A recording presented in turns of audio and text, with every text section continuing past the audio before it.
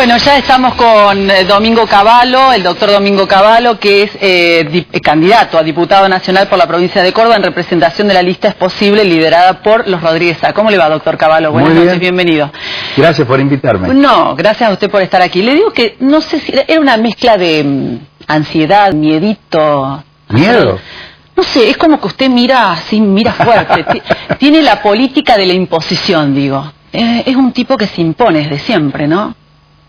Bueno, pero sin embargo dicen que mi mirada es de alguien manso, de alguien tierno. Eso es lo que me dicen, por lo menos me lo decían las mujeres cuando yo era tierno. Cuando era joven. Más alejado que eso, me parece. Bueno, eso me decían cuando mis novias cuando era joven. Ah, ¿sí?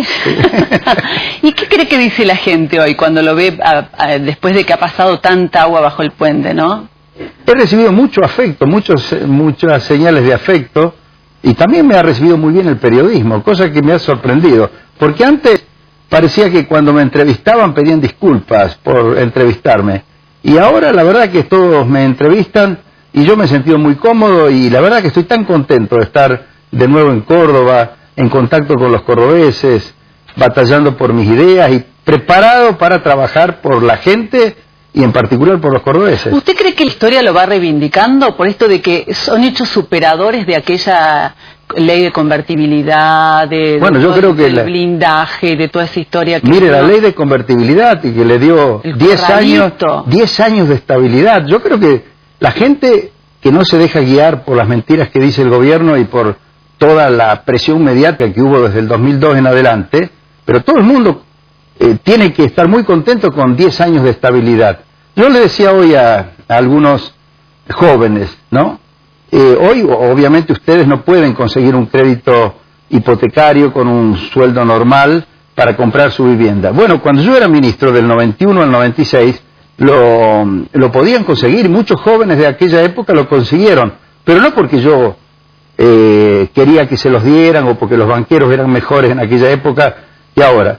Porque no había inflación, y cuando no hay inflación, cuando hay estabilidad, hay muchísimas cosas que se pueden hacer en beneficio de la gente, y bueno, yo creo que la gente recuerda eso. El tema es cómo quedó el país después de eso, doctor. No, el país quedó mal porque abandonaron las disciplinas que tiene que tener todo país para tener estabilidad. Pero no está bueno que la disciplina se tenga que atar a las personas. O sea, si se iba a Cavallo, se caían las disciplinas y se caía un país. No. Lo sacaron a Cavallo y lo sacaron a De la Rúa para apropiarse del dinero de la gente, para reintroducir la inflación, porque supuestamente la inflación iba a curar problemas, y la inflación obviamente crea un montón de problemas. Pero, mire, yo le pido que hable con gente que tiene arriba de 35 años. Claro, a la gente más joven la han envenenado, contándole una historia de algo que ellos no recuerdan o no han vivido.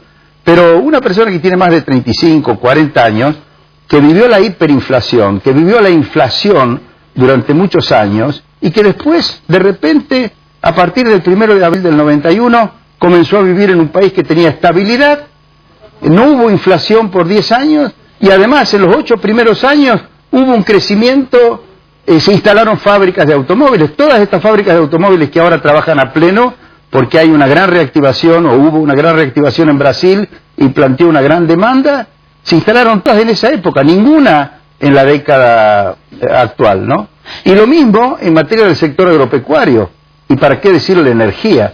Mire, en energía, gracias a un gran cordobés muy valiente y muy capaz, que formó parte de mi equipo, a Carlos Bastos, pasamos de tener 8 horas de corte diarios en el verano de 88-89 a, en 2 o 3 años, entrar a exportar electricidad a Uruguay, a Brasil, exportar gas a Chile, y por supuesto lograr el pleno abastecimiento, y todo eso en base a inversiones hechas con inteligencia, con una buena organización del sector energético.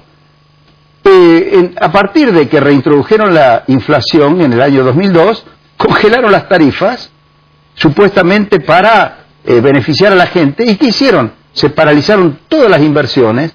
Hoy el país tiene un déficit energético enorme, está pagando por la importación de gas natural, de gas licuado, de gasoil. ¿Qué opina usted de la reestatización de YPF y del tema del acuerdo con Chevron? Mire, primero el acuerdo con Chevron, primero que le tendrían que dar a todos la misma oportunidad que le dan a Chevron, y es probable que en ese caso existiría inversión y habría producción de gas, de esquirlas, el shale gas, que bien nos vendría que haya producción. Pero resulta que a los que hicieron inversiones antes, o a los que las hicieron incluso en los últimos tiempos, no le dan ninguno de los beneficios que le están ofreciendo a Chevron. Este tratamiento discriminatorio es un tratamiento que va a dar lugar a una cantidad enorme de reclamos. Además, yo le digo, ahora que se pone de manifiesto que Repsol había logrado descubrir unas reservas muy importantes que iban a tener valor para el país, con este contrato con Chevron van a tener derecho a reclamar mucho más por la compensación por las acciones que le quitaron. Hubiese sido mucho más lógico si el gobierno quería realmente tomar el control de YPF, hubiera sido entrar en una negociación razonable con Repsol, ver en qué términos Repsol estaba dispuesto a hacer inversiones y si no, incorporar a nuevos socios con condiciones que a lo mejor tendrían que ser incluso menos generosas que estas que le están ofreciendo a Chevron. Pero primero crearon un problema, crearon un conflicto.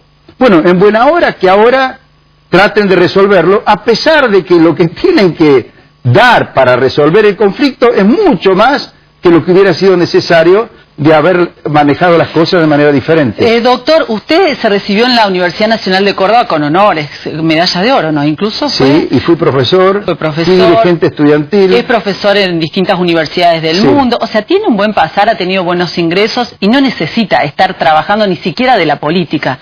Usted tiene la mayoría de sus familiares viviendo afuera, da clases en el exterior. ¿Por qué se pone a complicarse la vida a su edad? Porque yo prefiero estar en la Argentina, yo prefiero luchar por mi gente. ¿Por qué se vuelve a meter en la boca del lobo? ¿Cómo en la boca del lobo? Escúcheme, la política no es la boca del lobo. ¿Qué hoy el Congreso? Bueno, yo quiero que el Congreso sea lo que debe ser, y es muy importante el Congreso en cualquier país. Dígame que su familia lo apoya en esto. Sí, mi familia ahora me apoya. Ahora me apoya. ¿Qué le dicen? Mire, ¿sabe por qué? ¿Ponerte nervioso? No, todo lo contrario, todo lo contrario. Un hijo mío, Eduardo, el mayor de los varones, que me acompañaba en actividad política hasta el año 2000, cuando yo fui candidato a presidente, él fue a estudiar a la Universidad de Harvard, en la escuela Kennedy, que es la escuela de gobierno, políticas públicas, un máster de 2 años, porque él quería volver a los 2 años a la Argentina. Cuando vio que a mí me metieron preso, me estaban transformando en el chivo expiatorio, me hacían de todo, desde el gobierno, no la gente. Era el gobierno que me quiso transformar en el chivo expiatorio. Por supuesto, mi hijo dijo, yo voy a seguir estudiando, se doctoró en políticas públicas, consiguió un buen trabajo allá, pero yo quisiera que mi hijo sienta el impulso de volver a la Argentina como él tenía intenciones de hacerlo. Lo mismo que mi otro hijo es profesor en el Instituto Tecnológico de Massachusetts, el MIT, como se dice en inglés. Es profesor después de haber hecho un máster en ese instituto, en esa universidad tan prestigiosa, y haber hecho un doctorado en economía en la Universidad de Harvard. Había creado una empresa en Argentina, Dinero Mail, que después se la entregó a otra gente para que la manejara. Ha creado una empresa que está siendo muy exitosa en Estados Unidos, que es la que mide la inflación en forma diaria, en base a información de Internet, para todos los países del mundo. Ese hijo, yo quisiera que en vez de estar siendo profesor, por más prestigiosa que sea la universidad, el MIT, que es una de las principales universidades del mundo, estuviera acá en la Argentina.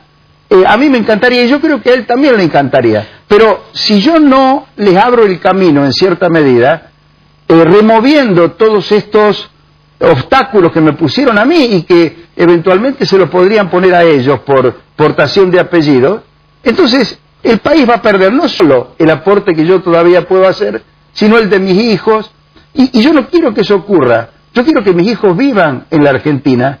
Si bien estudiaron en las mejores universidades del mundo y tienen muchas posibilidades afuera, yo me siento realizado si la capacidad de los argentinos la volcamos para el bienestar de nuestra gente. A mí me encantaría estar enseñando de nuevo en la Universidad de Córdoba, donde fui profesor por concurso.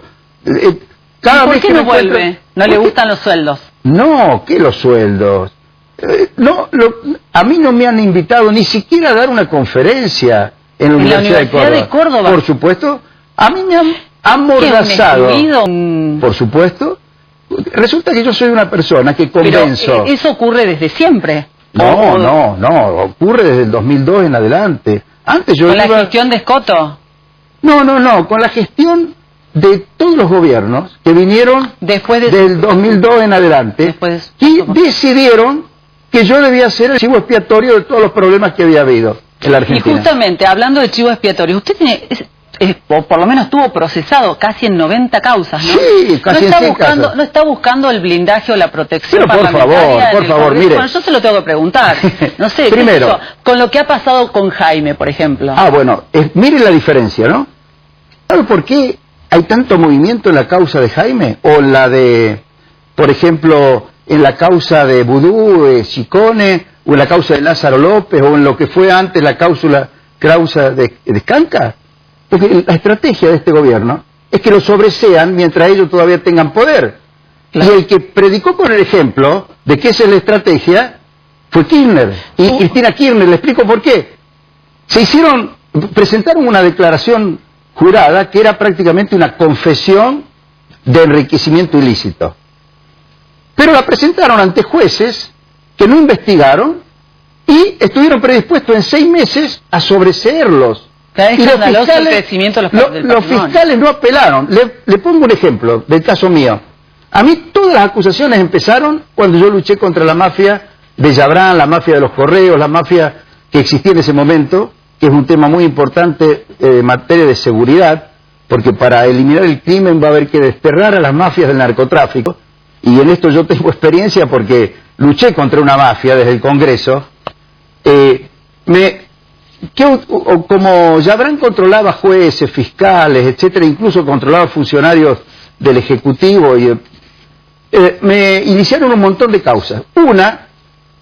La causa con la que hicieron más prensa en mi contra fue una causa de enriquecimiento ilícito.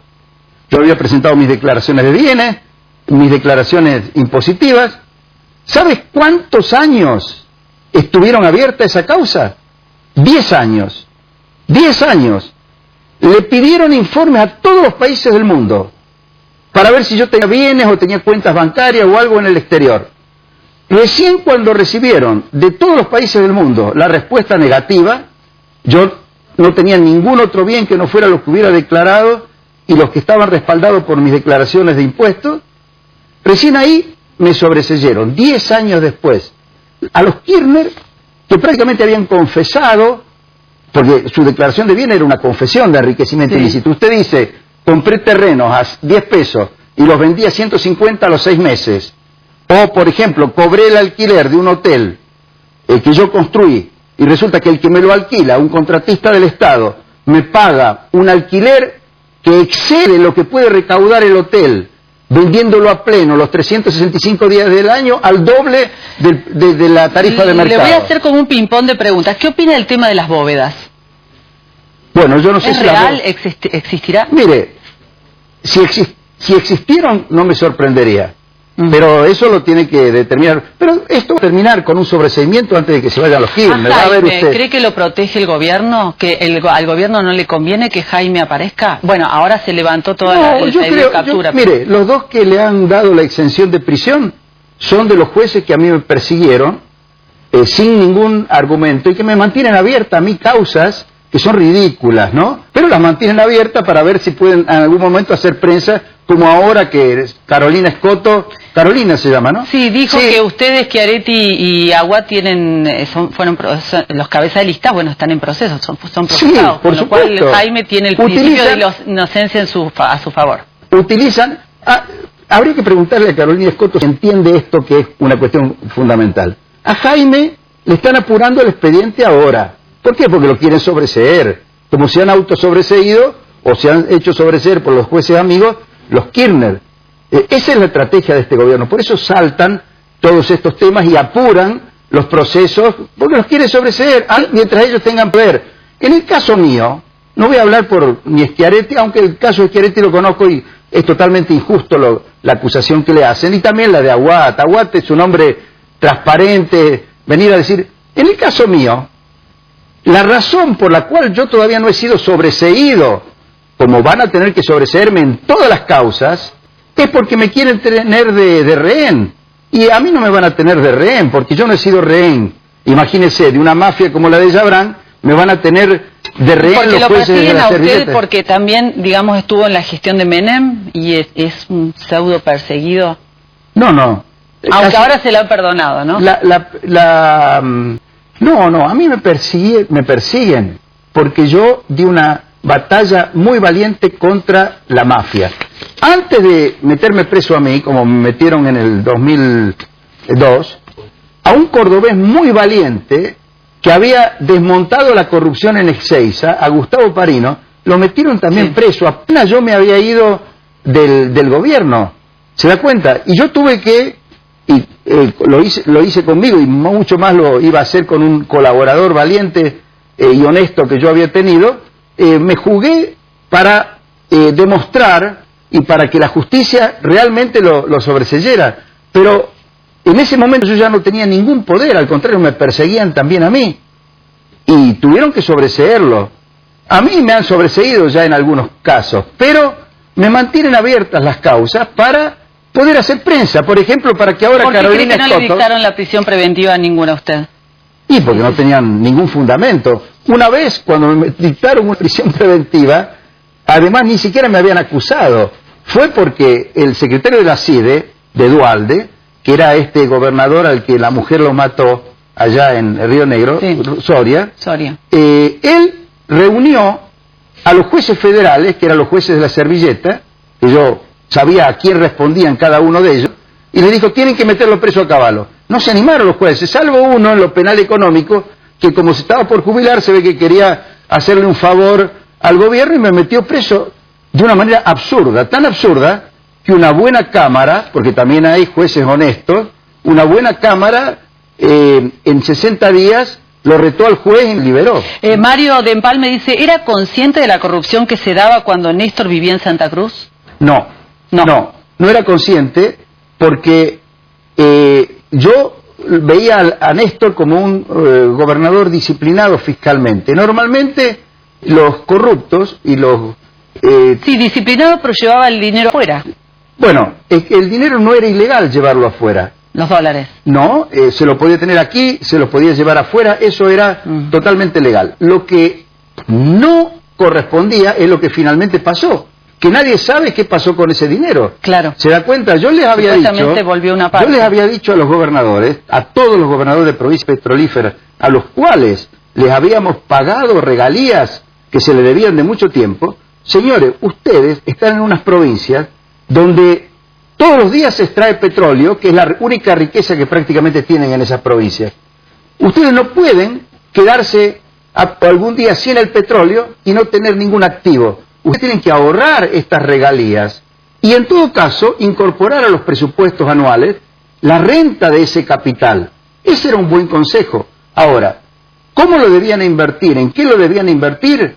Una vez que Néstor Kirchner me vino a pedir consejo, yo le dije, mirá, andá a hablar con los quienes administran las reservas del Banco Central, que son especialistas en estos temas, y ellos en todo caso te pueden asesorar. Sé que no fue a pedirle consejo, no sé quién lo habrá asesorado, pero lo peor de todo, no es que se los haya llevado. Yo en realidad, en julio del 2001, cuando se precipitó la crisis de las provincias con el sistema bancario, que fue el inicio de la debacle, porque las provincias se habían endeudado excesivamente con los bancos, no solo con el Banco de la Provincia de Buenos Aires, sino con muchos bancos privados, y ya no podían afrontar el pago ni siquiera de los intereses de esas deudas.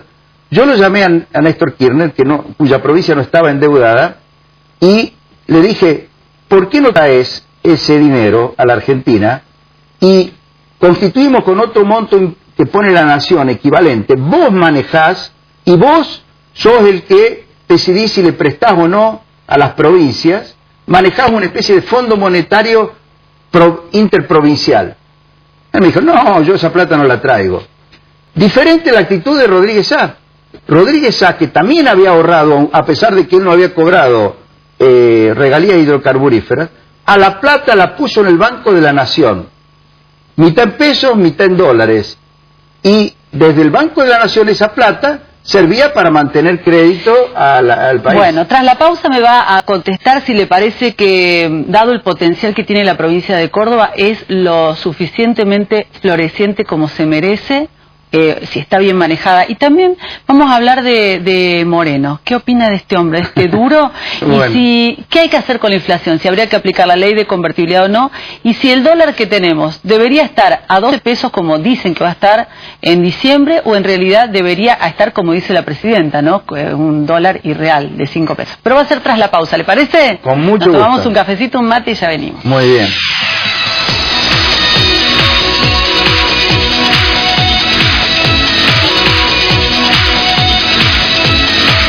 Domingo Cavallo, ¿quién es Guillermo Moreno? ¿Un loco, un provocador, un apasionado de su trabajo?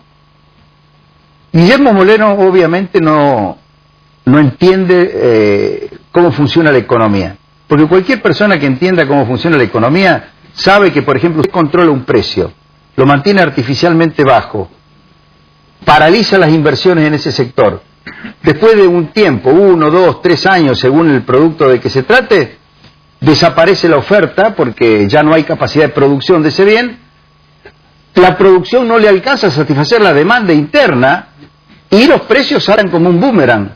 Esto pasó con la carne, pasó con la leche, está pasando con el trigo, va a pasar con la energía. Ahora le tiene que pagar no sé qué precio enorme a Chevron para que produzca el gas de Stirland. Entonces, si Moreno hace eso, y Moreno no lo sabe, pero lo sostiene Cristina, ¿Cristina tampoco sabe nada de economía? Cristina no entiende nada de nada, no entiende nada de nada. De nada, no de economía, de nada. Mire, ella dice que entendía de cuestiones institucionales y que iba a mejorar las instituciones políticas de la Argentina. Mire lo que está haciendo, está chavizando a la Argentina. Así ¿Qué que opina imagínese, de Milani? Pero vamos al tema de Moreno. Sí. Lo que pasa es que, así como Moreno no entiende nada, y es un tipo prepotente, bravuconón, los otros tampoco entienden nada. Por ejemplo, usted me preguntaba de los sedines. Sí entienden, pero no pueden hacer nada. A nadie le gusta que lo bravuconeen, le tiren patadas. Bueno, yo me refiero a los otros que están en el gobierno, ¿no? Pero por ejemplo, y Marcó del Pont, por ejemplo. Fíjese, en un tema en el cual Moreno tenía razón, en la posibilidad de que funcionara bien, lo anuló Marcó del Pont desde el Banco Central. Le pongo el ejemplo.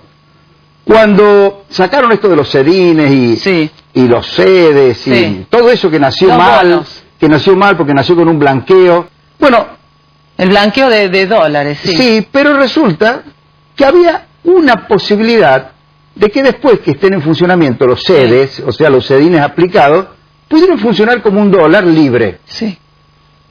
Y eso podría haber sido beneficioso. Para el mercado. Y para la gente, porque por ejemplo, si alguien que no necesita el blanqueo y que tiene dólares blancos, en vez de que le digan, usted señor no lo puede vender a 8 pesos, está obligado a venderlo a 5.40, por supuesto nadie lo va a vender a 5.40, entonces esos dólares los mantiene absolutamente fuera del circuito. Entonces, existía la posibilidad de que pudieran reinsertarse, no a través del blanqueo, sino que la gente directamente hubiera podido suscribir esos que llaman sedes. Y a partir de ahí funcionar como un dólar libre. La señora Marcó del Pont sacó una circular diciendo, no, los únicos que se pueden transformar en sedes y venderse en el mercado libre a 8 pesos son los dólares negros. Si alguien tiene dólares blancos, está obligado a venderlos a 5.40. O sea que el que pagó impuestos, el que tiene dólares blancos porque los tiene en dólares porque quiere proteger sus ahorros, pero no necesita ningún blanqueo, a ese lo castigan obligándole a vender a 5.40. Es medio complicado. Usted, porque es economista y entiende mucho, dice, ¿qué hago con los dólares que tengo guardados? Dice Juana de Barrio Los Álamos. Sígalos teniendo guardados. ¿Escondido en el colchón? Y bueno... No confían ni en los bancos tampoco. Es que... Mire... Bueno, ahora no habría corralito. Bueno, no, el problema de los bancos... Fue tremendo lo del corralito. No, pero lo del corralito no, lo del corralón. Pero no vamos acá a entrar... ¿Saben por qué ¿saben lo que fue el corralón? Fue la especificación... El corralito más grande. No. Yo diría que el corralón es lo mismo que el cepo cambiario actual. Le tendrían que haber llamado cepo de los depósitos y no corralón. Le llamaron corralón para pretender emparentarlo con el corralito cuando no tenía nada que ver. El corralón es lo mismo que el cepo de hoy. Con el corralón, los dólares que la gente tenía en el banco, que valían $1, se lo obligaron a vender por 25 centavos, porque se los especificaron y se los desvalorizaron. Le voy a decir algo tremendo. Primero que nos quedan 5 minutos y segundo que lo voy a tener que cortar, si no. ¿Quién lo cortaba a Caballo en su época? Bueno. Nadie, no. Vamos rápido. ¿Qué opinión tiene de Labaña? ¿Buena, mala? ¿Está de acuerdo con él? Yo lo propongo a Labaña para que sea el ministro de Economía de Cristina en estos 2 años que le faltan. ¿Ah, sí? Ahí podría prestar un gran servicio, porque él le ayudó a Duhalde primero y después a Kirchner a organizar la economía como ha venido funcionando en estos últimos 10 años. María de Jardín dice... Perdón, después le dieron el manejo de la economía a incapaces totales. Ahora, si lo volvieron a llamar a Labaña, a lo mejor puede enderezar algo la situación o evitar que haya una explosión. Bueno, Liliana... Pero sí, yo nunca lo pondría a Labaña para diseñar la economía. Claro, a largo viene, plazo. Por supuesto. Liliana de Jardín del Pilar dice, se perdieron muchos puestos de trabajo con el 1 a 1. No, con el 1 a 1 no. Con el desmanejo de las provincias, del endeudamiento con los bancos provinciales y todo lo que pasó en esa época, que nada tiene que ver con el 1 a 1. Usted puso a De la Sota en la embajada en Brasil, ¿no? Sí, yo era canciller y yo lo convencí a Menem, que no lo quería para nada, que lo pusiera de embajador porque iba a ser y fue un excelente embajador en Brasil. Él me había invitado a mí. ¿No? ¿Se olvidó un poquito de usted? No, De la Sota. ¿Lo vio después del 2002? Después del 2002 no, tampoco es Schiaretti. Yo creo que a ellos les pasó lo que a casi todos, incluso amigos míos, empresarios, Caballo era mala palabra. Nadie quería aparecer conmigo. Por supuesto hubo otra gente que era valiente y que sí quería aparecer. Por ejemplo, voy a dar un nombre, Adolfo Rodríguez Sá, Alberto Rodríguez Sá, nunca me negaron. Felipe Solá nunca me negó, por supuesto. ¿Lilita Carrió? Bueno, Lilita Carrió, no sé qué le pasó, le patinó algo en el año 2001, porque me había apoyado mucho en mi lucha contra las mafias y me había defendido en el Congreso cuando me querían impedir que yo entrara de diputado en el año el 97, cuando fui elegido por segunda vez. Pero por razones que yo no entiendo, en el 2001... hizo esa cruzada en contra de los bancos, quería desestabilizar al Banco de Galicia y a otros bancos, y dentro de esa cruzada un día se le ocurrió decir que yo tenía cuentas en el exterior, junto con los hermanos Rom, en base a una documentación que le había preparado un falsificador de documentos. ¿Y usted tiene cuentas en el exterior? No, bueno, yo tengo cuentas cuando obviamente yo doy clase en el exterior, el sueldo que me pagan lo deposito en una cuenta. ¿Cuál debería ser el sueldo de un argentino hoy? Bueno, promedio, para vivir bien. Ojalá usted fuera... de los que dijo, primero dijo, me hace falta 10.000 pesos para vivir bien. Y, bueno, 10.000 pesos era lo que yo ganaba en ese momento, ¿se da cuenta? Porque cobraba un sueldo más... Bueno, yo ahora no he estado viviendo acá, pero me sorprendería que los funcionarios, que el presidente, que los ministros, que el gobernador... vivan con menos de 50.000 pesos por mes o 60.000 pesos por mes, pero no sé. Ahora acá hay a los dirigentes les gusta mentir, eso de que fíjese, cuando uno dice la verdad después lo atacan, etcétera, ¿no? Me acuerdo cuando yo dije eso de los 10.000 pesos, que era la verdad, periodistas que ganaban 20.000 o 30.000 pesos por mes, decían, pero ¿cómo el ministro reconoce que cobra 10.000 pesos cuando un jubilado cobra 200 pesos? Sí, pero los periodistas generalmente trabajamos en medios privados o nos sustentamos. Bueno, no, hay un montón de periodistas. Los ministros y todos son empleados públicos. Entonces porque son empleados públicos tienen que ganar menos de lo que... No, pero últimamente la política se ha convertido en el reducto para bueno, modificar sus patrimonios. Bueno, Ese es el tema. para los que tienen vocación de ladrones, para los que tienen, los que se quieren enriquecer en la función pública. Pero escúcheme, yo cuando trabajaba como investigador en la Fundación Mediterránea y cuando daba conferencias, ganaba más de lo que gané como ministro. Después vino el periodo en que gané como ministro y después...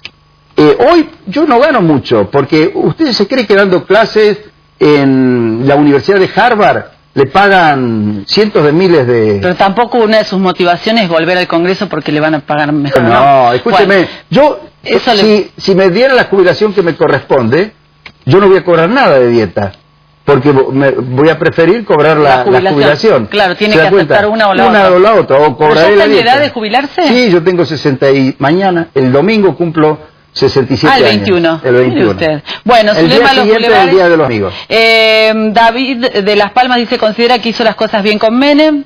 ¿Considera que hizo sí, las cosas en bien? El periodo que yo estuve de ministro, Menem fue un gran presidente. Bueno, lástima que después yo ya no estaba de ministro y algunas cositas... Bueno, la última pregunta. ¿Qué puede hacer desde el Congreso para combatir la inflación?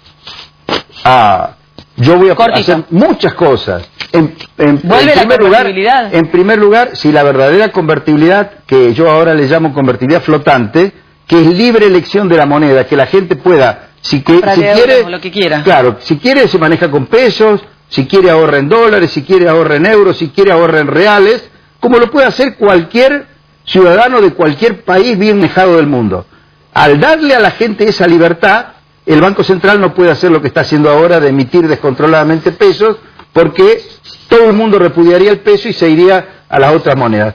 Pero esto, que es una cuestión técnica, yo lo voy a explicar en el Congreso, y va a ver usted que voy a lograr convencer que si seguimos con este régimen monetario actual vamos a terminar muy mal, mientras que si adoptamos el régimen que yo propongo y sobre el cual tenemos experiencia, vamos a pasar a tener inflación tan pronto como haya un gobierno creíble que haga anuncios creídos por la gente y por los mercados sobre disciplina fiscal, sobre integración al mundo, que es fundamental para que una economía pueda funcionar. Horacio Barrio Jardín dice, lo considera un patriota, le hizo muy bien al país. Horacio también dice, el pueblo lo apoyará porque le dio al país estabilidad. Y Omar de Pueyrredón dice, lo considero a Cavallo un hombre muy inteligente, pero no comprende a los argentinos. Muchísimas gracias, Domingo Cavallo. La verdad que fue un gusto hacerle la primera nota que le hago, difícil de callarlo usted, sí. Difícil, y mire que yo soy mujer y hablo mucho ¿sabe más que cómo usted? me llamaba mi mamá? No. Refusilo. ¡Ay, como mi caballo se llama! ¡Ah, sí! ¡Uy, Dios mío! Tengo un caballo en mi casa. Gracias, Bueno, vamos a la bien. pausa, tras ella el comisario Fías que nos espera.